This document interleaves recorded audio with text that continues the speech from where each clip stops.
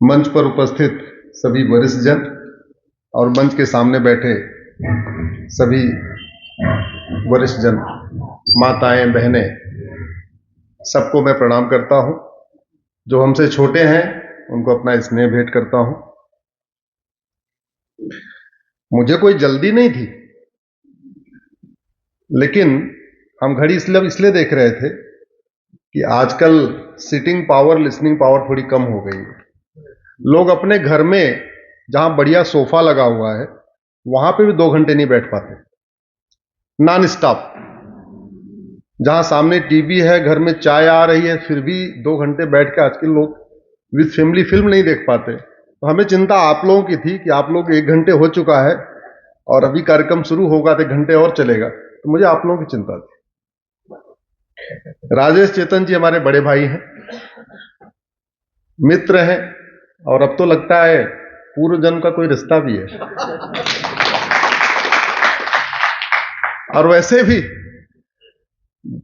मैं उपाध्याय हूं, बहुत सारे लोग मुझे जैन समझते हैं, क्योंकि अगर आप गूगल करेंगे तो जैन संप्रदाय में सेकंड टॉप जो धर्मगुरु होते हैं उनको उपाध्याय कहते हैं। तो बहुत सारे लोग मुझे जैन ही समझते हैं।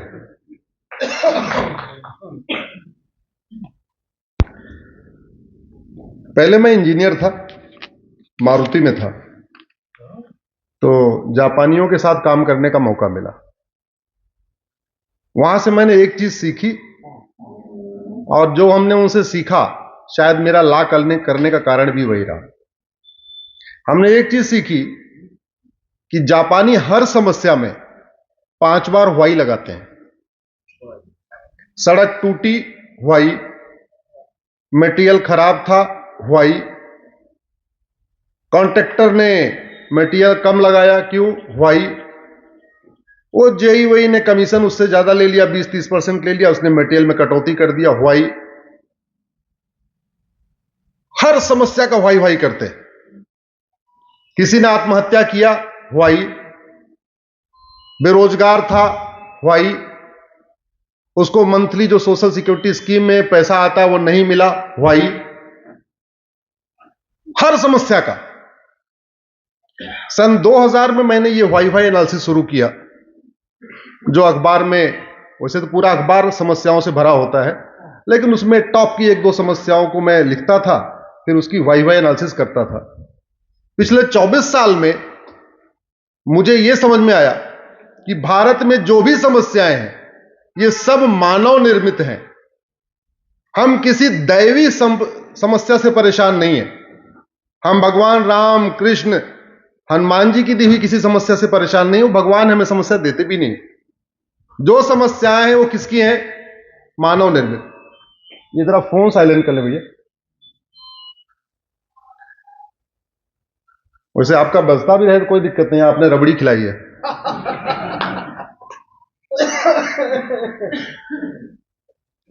हम जिन समस्याओं से परेशान हैं वो सब मानव निर्मित है, और मानव निर्मित कोई भी समस्या लाइलाज नहीं होती।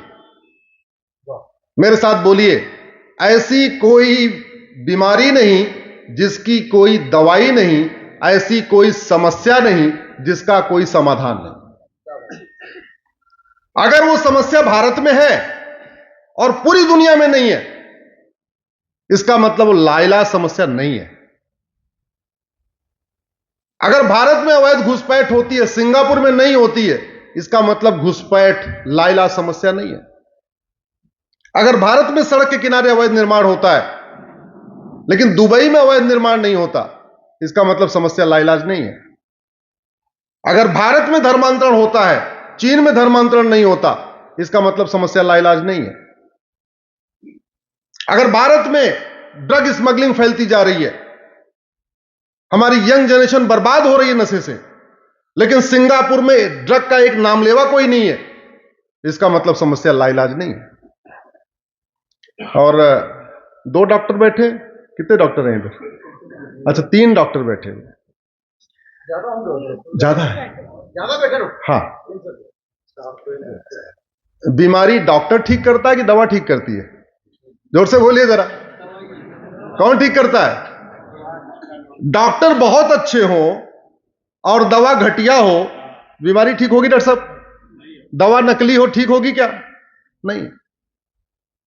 जैसे ड्राइवर अच्छा हो, गाड़ी खराब हो, यात्रा सुरक्षित नहीं होती। डॉक्टर अच्छा हो, दवाई घटिया हो, शरीर स्वस्थ नहीं होता। मिस्त्री अच्छा हो, सीमेंट बालू घटिया हो, बिल्डिंग अच्छी नहीं बनती। खाना बनाना बढ़िया आता हो, बहनें बैठी हुई हैं, आपका तेल मसाला घटिया हो तो भोजन अच्छा नहीं बनता। वैसे शासक कितना ही अच्छा हो, जब तक नियम कानून घटिया होते हैं तब तक कोई भी समस्या खत्म नहीं होती और लगातार वो बढ़ती जाती है। जैसे आज आपको बुखार है, आज आप दवाई ले लेंगे तो केवल 2 टैबलेट खाना पड़ेगा, क्यों डॉक्टर साहब? पैरासीटामॉल, एक आध एंटीबायोटिक। लेकिन आपने अगर तुरंत जिस दिन बुखार हुआ उसी समय दवा नहीं खाई और आपने उसको 15-20 दिन के लिए छोड़ दिया तो टाइफाइड भी हो सकता है। हो सकता है अपने आप ठीक भी हो जाए, बुखार उतर भी हो जाए, लेकिन यह भी हो सकता है निमोनिया हो जाए, यह भी हो सकता है टाइफाइड हो जाए, हो सकता है बढ़ती समस्या बढ़ती चली जाए। तो जैसे दवाई घटिया होती है तो बीमारी बढ़ती है, ऐसे कानून घटिया होता है, अराजकता बढ़ती है। भगवान राम कहां पैदा हुए? भारत में। भगवान कृष्ण भारत में। भगवान बुद्ध भारत में। भगवान महावीर भारत में। हनुमान जी भारत में, किष्किंधा। स्वामी दयानंद जी भारत में। जितने दिव्य पुरुष थे सब भारत में पैदा हुए। इसमें से कोई एक भी सिंगापुर में नहीं पैदा हुआ, कोई एक भी जापान में नहीं पैदा हुआ। तो फिर जापान में शांति क्यों है इतनी ज्यादा? समृद्धि क्यों है? खुशहाली क्यों है? अराजकता क्यों नहीं है? भ्रष्टाचार वहां क्यों नहीं है? आतंकवाद क्यों नहीं है? अलगाववाद क्यों नहीं है? वहां पत्थरबाजी क्यों नहीं है? और सारे महापुरुष भारत में पैदा हुए। घूसखोरी है, जमाखोरी है, मिलावटखोरी है, कालाबाजारी है, नशा तस्करी है, मानव तस्करी है, सोना तस्करी है, माओवाद है, नक्सलवाद है, आतंकवाद है, जिहाद है, मजहबी उन्माद है, पत्थरबाजी है, थाने दलाली के अड्डे हैं, तहसील कमीशन खोरी का अड्डा है, जिले में न्याय बिक रहा है। क्यों? जापान में क्यों नहीं होता? वहां तो कोई नहीं पैदा हुआ। वो बेचारे जापानी यहां आते हैं विपासना करने।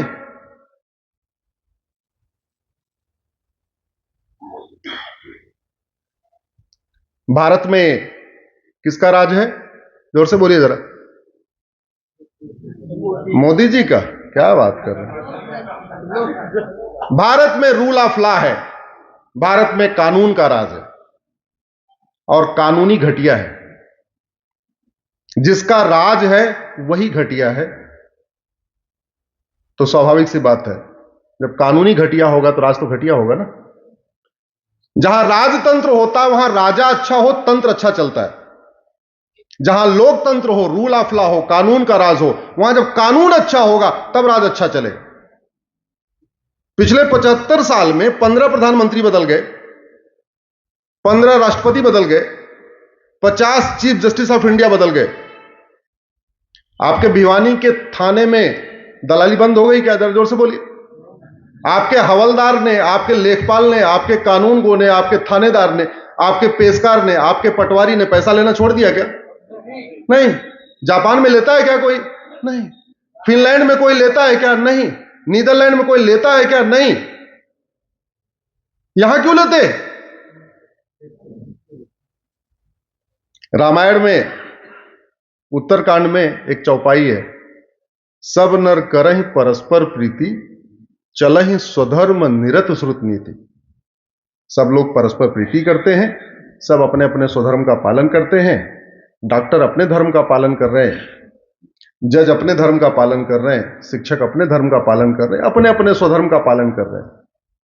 लेकिन उसी रामचरितमानस में एक और भी चौपाई है। पहले तो कहा सब नर करें परस्पर प्रीति, सब प्रीति करते हैं। आगे लिखा हुआ है भय बिन होए न प्रीति। आगे क्या लिखा हुआ है? तो प्रीति करने के लिए क्या होना चाहिए और किसका भय होना चाहिए? कानून का। चूंकि लोकतंत्र है तो भय किसका होगा? कानून का। और आज आपने टॉपिक रखा है राम राज्य और संविधान। इनफैक्ट भारत के संविधान का लक्ष्य ही है राम राज्य की स्थापना, और इसका कुछ लक्ष्य नहीं है। अब राम राज्य के विस्तृत वर्णन उत्तरकांड में लिखा हुआ है, सब नर करई परस्पर प्रीति, चलई स्वधर्म निरस्वत नीति, अल्प मृत्यु नहीं कौनो पीरा, सब सुंदर सब विरस शरीरा, सब सुस्त नए दरिद्र को दुखी नहीं ना, नए को अबुध न लक्षण ही ना। उत्तरकांड पढ़ेंगे तो आपको राम राज्य का पूरा वर्णन मिलेगा। तो जो कुछ रामचरितमानस में लिखा है ये सब तो था। अब भगवान राम पैदा भी यहीं हुए, तो स्वाभाविक सी बात है जो उत्तरकांड में लिखा है वो जापान में तो इंप्लीमेंट हो रहा है, जो उत्तरकांड में लिखा हुआ है वो सिंगापुर में तो इंप्लीमेंट हो रहा है। लेकिन जो उत्तरकांड में लिखा हुआ है लिखने वाला भी यहीं, लिखवाने वाला भी यहीं, जिसने वो इंप्लीमेंट किया वो भी भारत में ही, तो भारत में क्यों इंप्लीमेंट नहीं हो रहा है?